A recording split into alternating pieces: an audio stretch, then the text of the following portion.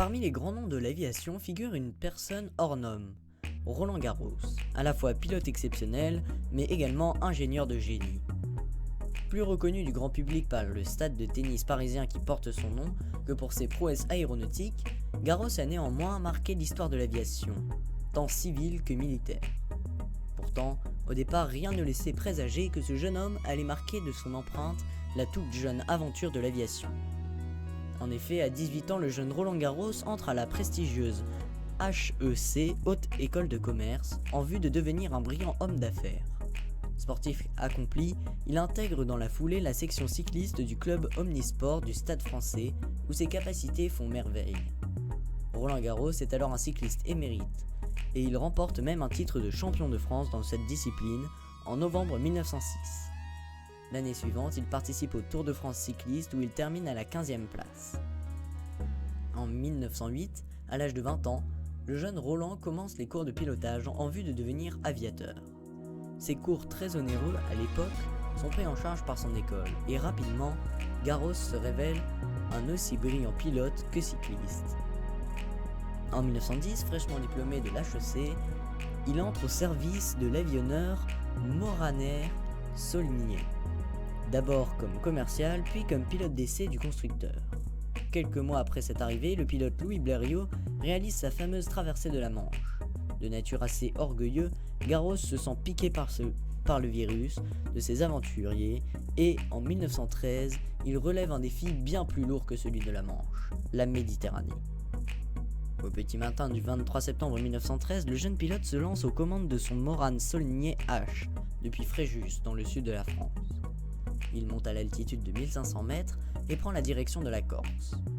Après un début de vol très angoissant, où le moteur tousse à tout va, Garros passe néanmoins à la verticale de l'île de Beauté et prend la direction de la Sardaigne. Le moteur persiste dans ses soubresauts, le pilote se demande alors s'il va réussir sa traversée ou s'il devra se poser sur l'île italienne. La météo lui donne sa réponse, ce sera l'Afrique du Nord, car la Sardaigne, mais surtout, le problème s'accroît. Ses réserves de carburant diminuent à grande vitesse et il a plus d'1 heure de retard sur son temps prévu. Pourtant, en sportif qu'il est, il persiste. En fin de matinée, le Morane Saulnier arrive en vue des navires de la Marine nationale croisant au large de la Tunisie et Garros pose son monomoteur sur le champ d'aviation de Bizerte. Il vient de réaliser la première traversée en solitaire de la Méditerranée sans escale et sous une épaisse couche de nuages rendant impossible tout atterrissage. Dans les mois qui suivirent, il fut crédité de 3 records du monde d'altitude, mais également de la première liaison aérienne entre la Havane et Mexico.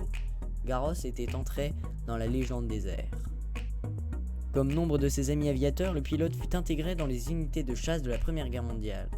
À cette occasion, il descendra 4 avions allemands, dont un Albatros de chasse. Mais s'il a véritablement marqué cette sombre période, c'est pour avoir inventé en avril 1915 le système de tir au travers des hélices de chasseurs. Ce système permit aux Alliés de remporter plusieurs victoires aériennes avant que Roland Garros et son avion ne tombent entre les mains des Allemands.